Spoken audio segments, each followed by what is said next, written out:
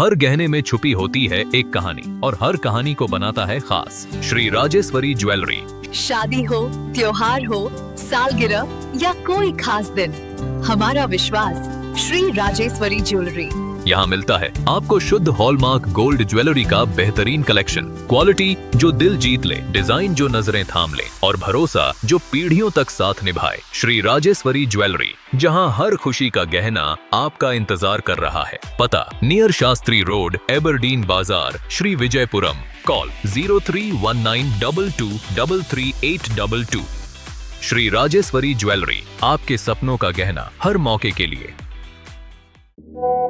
हमारे आइलैंड्स के ताज़ा खबरों और इम्पोर्टेंट अपडेट से जुड़े रहे भरोसेमंद और पक्की जानकारी सीधे अपने फ़ोन पर पाने के लिए न्यूज़ आप तक व्हाट्सएप चैनल को अभी फॉलो करें। सारे प्रेस के बंधुओं को हमारा सादर नमस्कार। बहुत दिन हो गए हमारे लास्ट प्रेस कॉन्फ्रेंस और अभी, तो एक आप लोगों के बीच में साथ एक इंटरेक्शन हो जाए, इसलिए आप लोगों को शॉर्ट नोटिस पे बुलाया। हमारे मेन मुद्दा ऐसा है कि देश भर में और अंडमान निकोबार में हमारे विरोधी पार्टी कांग्रेस पार्टी जो है, हर चीज में एक फेक नैरेटिव क्रिएट करने का कोशिश कर रहा है। भले वो अभी जो गैस का को लेकर, पेट्रोल को लेकर, GNI प्रोजेक्ट को लेकर, मतलब ऐसा कोई भी पॉइंट आए तो वो एक कंफ्यूजन जनता के बीच में क्रिएट करना, एक पॉजिटिव थिंकिंग के बिना, एक सकारात्मक थिंकिंग के बिना एक नेगेटिव फीलिंग लोगों के बीच में क्रिएट करने के लिए झूठ बात को फैलाना, ये सब कांग्रेस पार्टी आजकल उनका मेन मुद्दा ही ये हो गया है। हम लोग सब अंडमान के हैं, हम लोग को अच्छी तरह मालूम है कि अंडमान में कोई पेट्रोल या डीजल का कोई कमी नहीं है और गैस का भी ऐसा कोई किल्लत नहीं है। अभी पिछले 10-15 दिन के अंदर ही 2 टैंकर जो जहाज जो गैस लेके आया था, 2 जहाज यहाँ पे होपटाउन जेटी में अनलोड करके गया है। तो उसके बावजूद अब देखिए, जो पोर्ट ब्लेयर एरिया में रहते हैं और जो होपटाउन आसपास रहते हैं, उनको मालूम है कि टैंकर आके चले गया है। जो लोग दूर दराज के एरिया में रहते हैं, उनको तो पता भी नहीं रहता कि टैंकर गैस लेकर आया है। और तो लोगों में एक कंफ्यूजन क्रिएट करना, और उसके कारण क्या होता है कि लोग जिनको जरूरत भी नहीं होता है वो जो है गैस को स्टॉक करना शुरू कर देते हैं।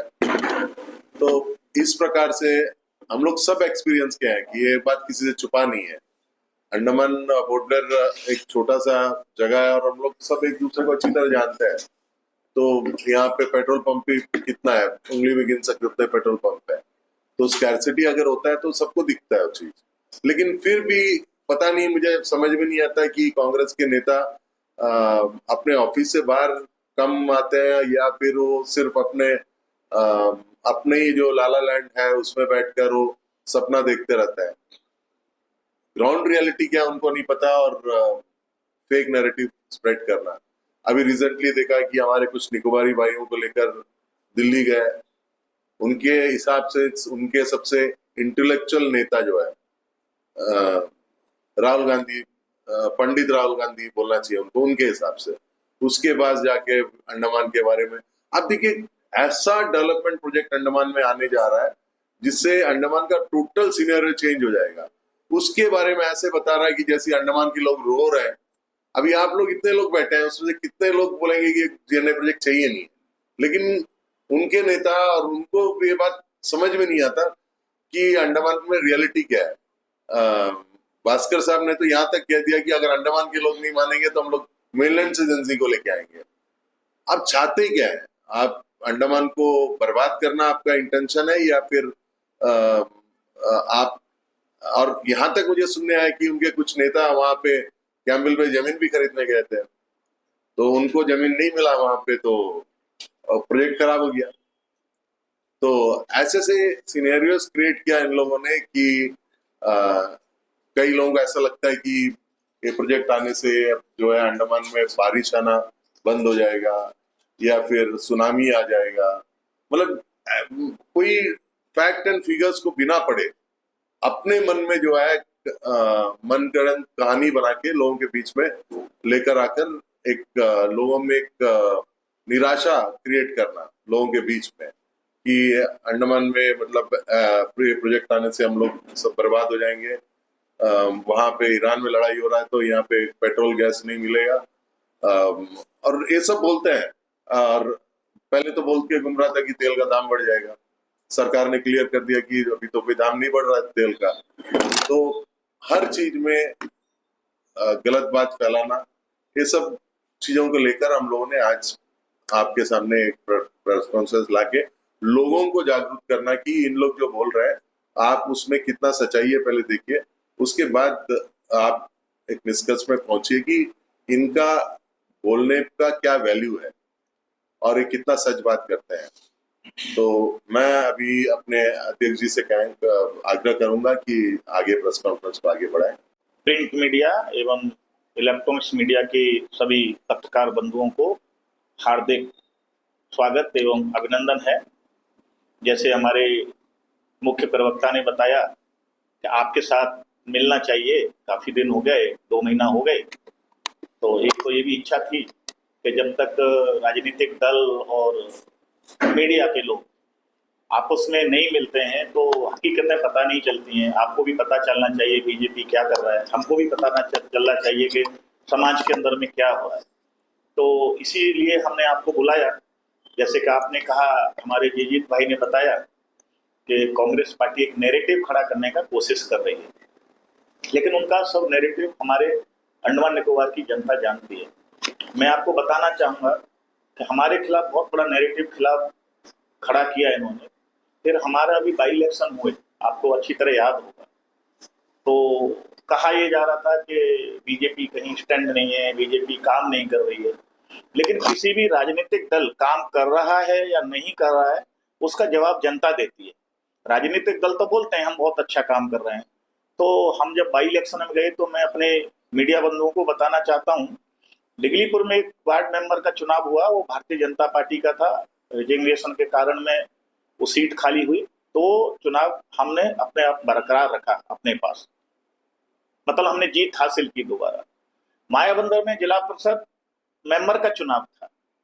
वो जिला परिषद मेंबर हम 4 साल पहले लगभग 980 वोट से हारे थे, कांग्रेस जीती थी, माइनॉरिटी एरिया।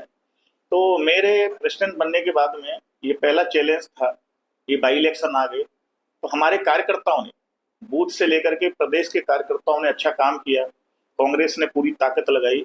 आपको मैं बताना चाहता हूं, अगर हम ग्राउंड में काम नहीं कर रहे होते, हमारा सांसद काम नहीं कर रहा होता, भारतीय जनता पार्टी जनता के बीच में नहीं होती, तो कांग्रेस पार्टी को वो सीट जीतनी थी। कहाँ 980 वोट से हम लोग हारे थे।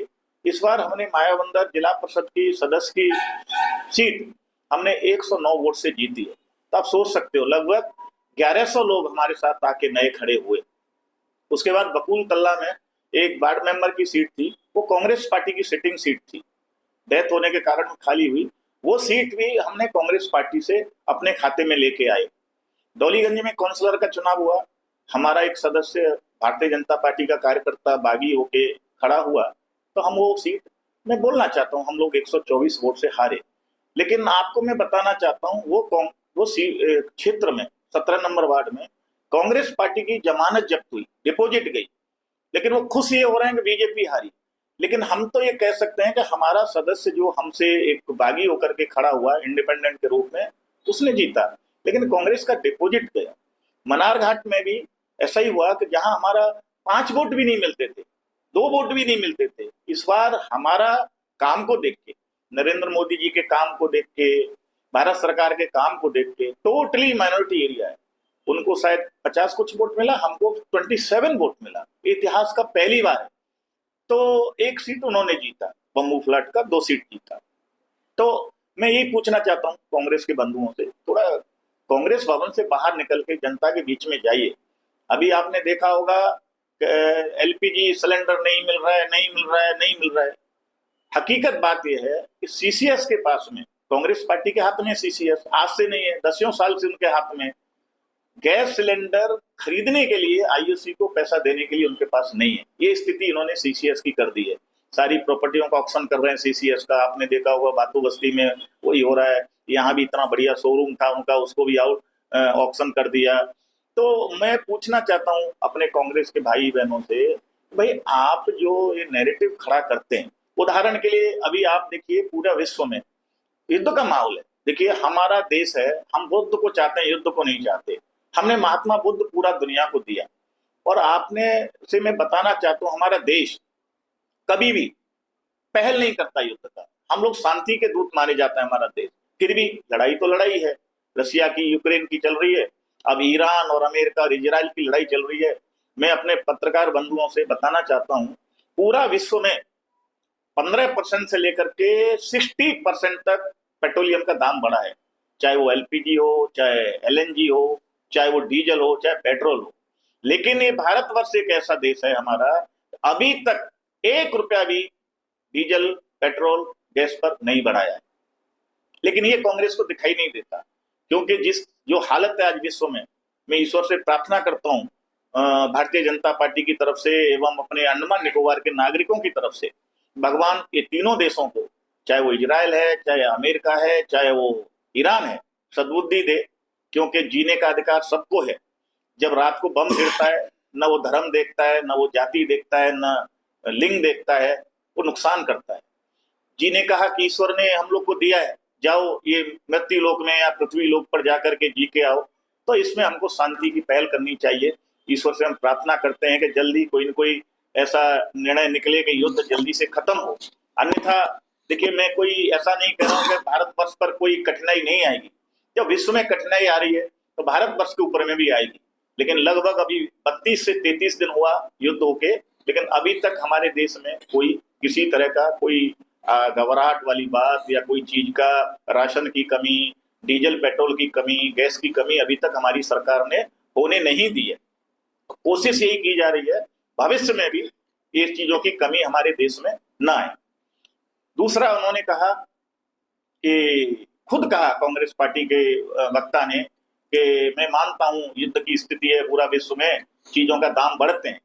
अरे बढ़ते हैं, लेकिन हमारे यहाँ तो अभी बढ़े नहीं है। आप ये सोचिए कि हमारा देश कितने सुरक्षित हाथों में है कि अभी तक हमने अपनी जनता के ऊपर में किसी तरह का अतिरिक्त बोझ नहीं आने दिया है।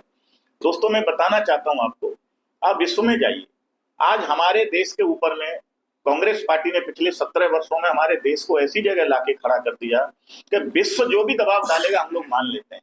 आप अमेरिका में जाइए, थाईलैंड में जाइए, सिंगापुर में जाइए, पानी में महल बना देते हैं। लेकिन हमारे देश में ऐसे कानून बना रखे हैं पुराने, CRZ लगा दो, यहाँ पर कोई डेवलपमेंट नहीं होना, NGO पीछे लगा दो, कोई डेवलपमेंट नहीं होना। आप मुझे बताइए, हमारे अंडमान निकोबार द्वीप समूह में लगभग 82% से लेकर के 85% तक फॉरेस्ट है। 572 आइलैंड में केवल 36 आइलैंड के ऊपर में पॉपुलेशन है। बाकी पूरी हरियाली, और वो कभी खत्म होने वाली है हरियाली नहीं है। उसके बाद भी सोनिया गांधी जी केस डाल रही है, GNI प्रोजेक्ट नहीं होना चाहिए। आप मुझे बताइए, विश्व कहाँ जा रहा है, हम कहाँ जा रहे हैं? मैं हाथ जोड़ के विनती करना चाहता हूँ, जब आप कांग्रेस भवन में आप प्रेस कॉन्फ्रेंस में जाते हैं, देखिए कहावत है कि मीडिया एक सही मायने में, अगर आप रिपोर्टर हैं, सही मायने में आप मीडिया कर्मी हैं, तो आप झकझोर देना चाहिए प्रश्नों के साथ। उनको पूछिए 2004 से, पुरानी बातें छोड़ दीजिए, देश आजाद हुआ, देखिए बोलना नहीं चाहिए मुझे, क्योंकि मैं एक ऐसा राजनेता हूं तो मैं किसी के ऊपर कीचड़ उछालना नहीं चाहता, अपना काम करना चाहता हूं। मेरा काम बताएगा जनता को कि मैं क्या कर रहा हूं। मैं खाली मीडिया में बोलता रहूं और फील्ड में कुछ काम न करूं, जनता के लिए कुछ काम न करूं, तो जनता ही बोलेगी ये खाली बोलने वाला नेता है। देखिए, चीन हमारे यहाँ देश से 2 साल बाद आजाद हुआ। जापान का उसके ऊपर में राज था, वो शायद 49 में आजाद हुआ चीन। लेकिन आज चीन हमसे कहाँ आगे पहुंच गया, जबकि संसाधन हमारे यहाँ से उसके पास बहुत कम है। उसने क्या किया, जापान के जितने अवशेष थे सब मिटा दिए। मतलब वहां कोई बच्चा पैदा होता है, किसी को पता नहीं चलता कि हम लोग गुलाम थे। लेकिन अभी तक हमारे यहाँ क्या करके रखा था, 1947 से लेकर के अभी तक वही अंग्रेजों के नाम पर रोड, वही मुगलों के नाम पर रोड, अकबर का नाम पर रोड, औरंगजेब के नाम पर रोड, यहाँ आइलैंड, रानी लक्ष्मीबाई को मारा था नील और हैवलॉक ने, महारानी लक्ष्मीबाई को देखा होगा, एक छोटे से बच्चे को बेचारी कंधे में लटका के युद्ध लड़ी, उसको जो मारा जिन्होंने, उनके नाम में हमारा नील और हेवलॉक आइलैंड था। तो क्या था कि हमारे अंदर गुलामी की मानसिकता कांग्रेस पार्टी ने रखी 70-75 साल तक, कि हम लोग एहसास करते रहे कि हम गुलाम थे।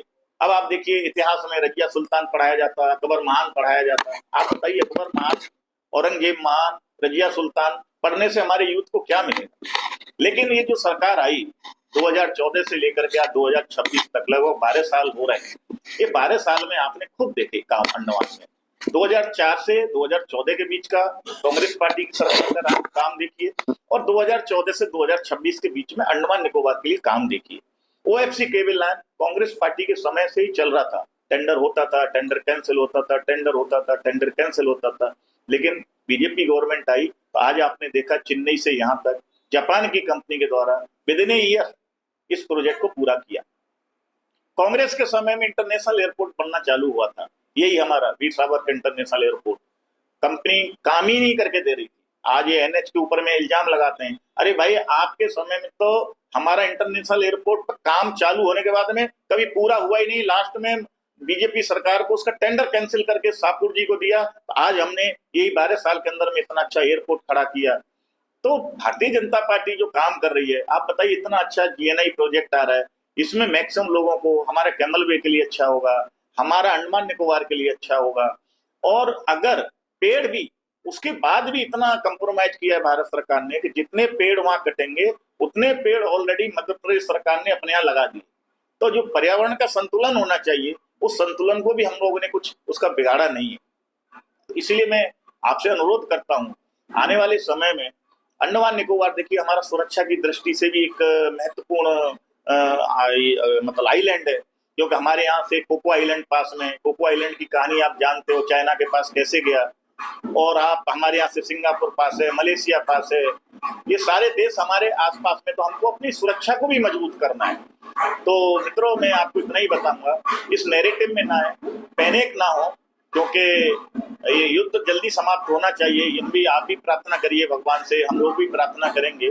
और हमारे यहाँ गैस का पूरा अंडमान निकोबार में कोई तकलीफ नहीं है। आपने देखा 10-12 दिन कैसा पैनिक हुआ, ऐसे लगने लग गया जैसे अब गैस नहीं मिलेगी। तो मैंने खुद लोगों से बोला, मैंने अपना सोशल मीडिया में जुड़वाया कि हमारे यहाँ कोई भी एलपीजी की, डीजल की, पेट्रोल की कोई कमी नहीं है, आप लोग निश्चिंत रहिए, ये देश एकदम सुरक्षित हाथों में है। देखिए, अगर ऐसा नहीं होता, आप बताइए कि हम लोग तो चुनाव में जाते हैं, अब बाद में लोग हमारे ऊपर आरोप डालते हैं। अभी आप कहाँ 450-500 सीट कांग्रेस पार्टी को मिलती थी इस देश में। इनका एक ही नारा देखा मैंने, आपने देखा जवाहरलाल नेहरू का एक ही स्लोगन था, गरीबी हटाओ। उसके बाद इंदिरा गांधी का नारा गरीबी हटाओ, राजीव गांधी का नारा गरीबी हटाओ। आज कहाँ गरीबी हटी? आज इस देश से लगभग 24 करोड़ लोग, गूगल का जमाना है, आप पढ़ सकते हो, क्योंकि वर्ल्ड तो हमारे, कोई भी वर्ल्ड नहीं चाह रहा है कि देश आगे बढ़े, लेकिन फिर भी गूगल में जाइए, पता करिए, 24 करोड़ लोग गरीबी रेखा से ऊपर आए। ये कैसे आए? आपने भी देखा होगा, हमारे भारतवर्ष का पड़ोसी देशों के अलावा जीवन स्तर इतना अच्छा है। आप खुद देखिए, यहाँ पर पाकिस्तान की हालत देखिए, नेपाल में क्या हुआ, बांग्लादेश में क्या हुआ, तख्ता पलट हो जाता है। पाकिस्तान में कितना बार तख्ता पलट हुआ, बांग्लादेश में तख्ता पलट हो गया, नेपाल में क्या हालत हुई है। लेकिन अगर हमारे देश में कोई ब्लैक स्पॉट है तो कांग्रेस पार्टी का ही लगाया हुआ काला धब्बा है। आप सब जानते होंगे, सब एजुकेटेड है, वो काला धब्बा इमरजेंसी के रूप में 1975 में जो आपातकाल लगा, आज भी हम लोकतंत्र के रूप में विश्व के सामने में अपना मुंह लेकर के खड़ा नहीं हो सकते। क्यों? आपातकाल कब लगाया जाता है? जब किसी सरकार को डर होता है। आपातकाल कब लगाया जाता है? जब विद्रोह होता है। हमारा देश में तो शांति थी, अपोजिशन खाली इंदिरा गांधी को बता रहा था कि भाई आपका जो कहा करने की शैली है वो ठीक नहीं है। इंदिरा गांधी डर के आपातकाल लगाया। वो आपातकाल को अगर छोड़ दें तो हमारा लोकतंत्र विश्व का सबसे बड़ा लोकतंत्र है, और विश्व का सबसे बड़ा एक मजबूत लोकतंत्र है। आज हमारे यहाँ पर आपने देखा होगा, अंडमान निकोबार में भी जो एक मिनी इंडिया के रूप में हम रहते हैं, आज हमारे यहाँ मुस्लिम हैं, ईसाई हैं। देखा जाए तो हमारा डीएनए एक है। क्या है? हमारे को तलवार की नोक पर मुगलों ने हमको मुसलमान बनाया, और अपना पैसे के लालच में और ताकत के बल में अंग्रेजों ने हमको ईसाई बनाया। अन्यथा तो हम अगर 500-600 साल, 1000 साल पीछे जाएंगे, हम सब लोग हिंदू हैं, हम सब लोग भाई बहन हैं। लेकिन फिर भी आज हमारे अंदर वही आत्मीयता है, जिस आत्मीयता को पूरा विश्व देखना नहीं चाहता है। अमेरिका हो, चाहे चाइना हो, चाहे रसिया हो, चाहे कोई भी देश हो, चाहता है भारतवर्ष का टुकड़े हों। भारतवर्ष का कई बार आपने देखा होगा, इस देश के अंदर में अराजकता फैलने वाला और कोई पार्टी नहीं है। आप देखिए बंगाल में भी स्थिति क्या होगी कांग्रेस की, असम में स्थिति क्या होगी कांग्रेस की, तमिलनाडु में क्या स्थिति होगी कांग्रेस की, बीजेपी का क्या होगा, ये जनता करेगी। कांग्रेस पार्टी, मैं अगर कांग्रेस पार्टी के ऊपर कोई आरोप लगाऊं तो मेरे आरोप बेबुनियाद माने जाएंगे। आप इलेक्शन में आइए, हमारा कोई भी, जैसे आपका पत्रकार का जितना अच्छा पेपर होगा, जितना अच्छी रिपोर्टिंग होगी, उसकी रेटिंग उस हिसाब से बढ़ती है। कुछ भी कर लें आप, कितना भी बनावटी कर लो, जब तक किसी न्यूज चैनल का रेटिंग तभी अच्छी होगी जब जनता के सवाल उठेंगे, जनता पसंद करेगी। ऐसे ही राजनीतिक दल, कोई भी राजनीतिक दल तब तक मजबूत नहीं माना जाएगा जब तक जनता उसको पसंद नहीं करेगी। जनता को आप एक बार मूर्ख बना सकते हैं, 2 बार मूर्ख बना सकते हैं, बार बार तो मूर्ख नहीं बना सकते। मैं कांग्रेस पार्टी के नेताओं को एक और बताना चाहता हूं, उत्तर प्रदेश आपके हाथ से गया, बिहार आपके हाथ से गया, आप ये तमिलनाडु आपके हाथ में नहीं है, केरल आपके हाथ में नहीं है, जहां पर 80% भारतवर्ष में आपकी सरकारें होती थी, आज आप 20% में भी नहीं हो। क्या कारण है? कारण यही है, आप खाली एसी रूम में बैठ के प्रेस कॉन्फ्रेंस करते हैं, आपके कार्यकर्ता जमीन पर दिखाई नहीं देते। मैं आपको एक सूचना और दे रहा हूं, ज्यादा लंबा इस प्रेस वार्ता को नहीं बढ़ाऊंगा। देखिए, हमारा कार्यकर्ता पूरा देश में 24 घंटे 12 महीने एक्टिव रहता है।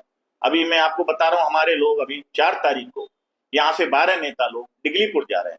हमारे 2 दिन का प्रशिक्षण वर्ग लगेगा, कार्यकर्ताओं को हम लोग प्रशिक्षण दे रही है पार्टी, आज से नहीं दे रही है। जब से 1951 से जब हमारा भारतीय जनसंघ बना, तब से लेकर के आज तक हम अपने कार्यकर्ता निर्माण पर, कैडर पर बहुत ध्यान देते हैं। यही कारण है, कभी हमारे 2 सीट होती थी, हम तो 302 सीट तक गए। रीजन क्या था? रीजन यही था, हमारे कार्यकर्ता, हमारी जनता ने साथ दिया, कार्यकर्ता का निर्माण हमने किया। 2 दिन का वर्ग हमारा डिगलीपुर में रहेगा, 2 दिन का वर्ग हमारा मायाबंदर जिले में रहेगा, 2 दिन का वर्ग हमारा रंगत में रहेगा। उसके बाद हमने 2 दिन का वर्ग हमने साउथ अंडमान का किया, फिर 2 दिन का वर्ग हमारा कार निकोबार जिले को लेके और श्री विजयपुरम जिले को लेकर रहेगा। उसके बाद हम लोग प्रदेश का प्रशिक्षण वर्ग करेंगे। उसके बाद अभी बाबा भीमराव अंबेडकर जी की जयंती आ रही है 14 तारीख को, हमारा 8 दिन का लगातार। अभी देखिए, कोई चुनाव नहीं है, कांग्रेस पार्टी क्या करती है? कुछ नहीं करती। लेकिन आज हम बाबा भीमराव अंबेडकर जी को जो सम्मान देते हुए, कांग्रेस पार्टी ने कभी उनको सम्मान नहीं दिया, भारत रत्न मिलने नहीं दिया उनको, लेकिन हम लोग भीमराव अंबेडकर जी की प्रतिमाओं का शुद्धिकरण करेंगे, उनको साफ करेंगे, सुथरा करेंगे, उनको माल्यार्पण करेंगे, दीपोर्जन करेंगे, और लगभग 7 दिन तक पूरा कार्यकर्ता, बूथ से लेकर के प्रदेश तक का कार्यकर्ता, हर मंडल तक, हर बूथ तक बाबा अंबेडकर जी के चित्र पर जयंती माल्यार्पण करेगा। क्योंकि उन्होंने जो हमको संविधान दिया, जिस संविधान के सहारे आज हमारा देश चल रहा है, आज सोचिए लगभग 80 साल पहले उन्होंने संविधान की रचना की, और आज उस संविधान के सहारे हम लोग, कितने हमारे नीचे के लोगों को जो पतित थे, जिनको कभी सोच नहीं सकते थे IAS IPS बनना, अगर आज ये संविधान नहीं होता तो आज हमारा देश टुकड़े टुकड़े हो जाता। उस बाबा साहब को हम लोग सम्मान देते हैं, कभी हम आत्मनिर्भर कार्यक्रम करते हैं, कभी आप खुद भी देखते होंगे हमारे भारतीय जनता पार्टी का महिला मोर्चा, युवा मोर्चा, किसान मोर्चा, OBC मोर्चा, सभी लोग। अभी किसानों का भी आज मैंने देखा, आज एक प्रेस कॉन्फ्रेंस हुई है, उन्होंने किसानों के लिए भी कुछ कहा है माननीय रंगलाल हल्दर जी ने। रंगलाल हल्दर जी को शायद ये पता नहीं है कि जब कांग्रेस का राज था तो राजीव गांधी जी खुद कहते थे कि मैं 1 रुपया भेजता हूं तो 15 पैसा पहुंचता है बेनिफिशियरी तक। आज क्या होता है? जनधन अकाउंट हमने खुलवाया, नरेंद्र मोदी जी ने जीरो बैलेंस अकाउंट खुलवाया। आज चाहे किसान सम्मान निधि है, चाहे विडो पेंशन है, चाहे ओल्ड एज पेंशन है, चाहे कुछ भी तरह का जो बेनिफिट मिलता है हमारे गरीब आदमी को, सीधे उसके अकाउंट में 100% आ जाता है। अन्यथा क्या है? आप अभी जाइए बंगाल में, तोलाबाजी बोलता है। TMC का मतलब क्या है? आप अपना घर भी बनाएंगे, कहां से लेनी है, बालू कहां से लेनी है, सीमेंट कहां से लेनी है, ये TMC का कार्यकर्ता निर्णय लेगा। आप बताइए, हमारा पूरा देश में जहां जहां हमारी सरकार है, वहां ऐसा कोई हमारा कार्यकर्ता करता हुआ मिला है? आप बताइए। अंडमान निकोबार में आप ले लीजिए, जब से मैं अध्यक्ष बना हूं, मैंने आपके मीडिया के माध्यम से इस लेमन ट्री में भी बोला था, कोई भी मेरा कार्यकर्ता आपके साथ या जनता के साथ अभद्रता या कोई गलत काम करता हुआ मिलता है, मुझे सूचना दीजिए सीधा। आज बंगाल के अंदर में जीना हराम है बिजनेसमैन लोगों का। बोलते हैं सारी बड़ी बड़ी यूनिवर्सिटी शिफ्ट हो गई बंगाल से, एक समय बंगाल पूरा देश का जीडीपी में नंबर 1 था, आज बंगाल का कहीं नाम नहीं आता। क्या हुआ? सीपीएम थे इतना दिन, उन्होंने वही काम किया, लाल झंडा। आज टीएमसी आई, वहां पर कटमनी शुरू हो गया। बाकी प्रदेशों में आप देखिए, जहां जहां भाजपा की सरकार है, आप देखिए आज उत्तर प्रदेश, मैं खुद उत्तर प्रदेश का रहने वाला हूँ, मीडिया बंधुओं, मैं दिल से बताना चाहता हूँ, ग्रेजुएशन मैंने वहीं से किया। डर लगता था उत्तर प्रदेश में रहने में, मैं अपना खुद बताता हूँ। बहन बेटियों की इज्जत कब लुट जाएगी उत्तर प्रदेश में, कहाँ कर्फ्यू कब लग जाएगा उत्तर प्रदेश में। लेकिन 2017 से भाजपा की सरकार आई, उत्तर प्रदेश बिजनेस के क्षेत्र में, डेवलपमेंट के क्षेत्र में, और अगर 3 से 4 साल के बाद में बोलते हैं तो 5 में आ जाएगा। वहां का पलायन रुक गया, उत्तर प्रदेश का पलायन नहीं हो रहा है उत्तर प्रदेश में। कारण क्या है? हम लोग अपने पंडित दीनदयाल उपाध्याय जी, श्यामा प्रसाद मुखर्जी के उस पर मार्ग, बताए हुए मार्ग पर चल रहे हैं। और मैं आपको बहुत बहुत धन्यवाद दूंगा, और दिल से बता रहा हूं, हमारा ऐसा कोई एजेंडा नहीं था, केवल मैंने अपने प्रवक्ता जी से बोला कि बहुत दिन हो गए हम लोग अपने मीडिया के लोगों से नहीं मिले हैं। एक दिन मैं वादा करता हूं, अगली बार जब हम लोग मिलेंगे, हम कोई अपने राष्ट्रीय नेता को बुलाएंगे, प्रवक्ता को, एक बार आपके साथ में, या तो दोपहर के भोजन में या शाम के डिनर में, एक बार फिर हम आपके साथ मिलेंगे। आप लोग आए, आपके लिए बहुत बहुत धन्यवाद।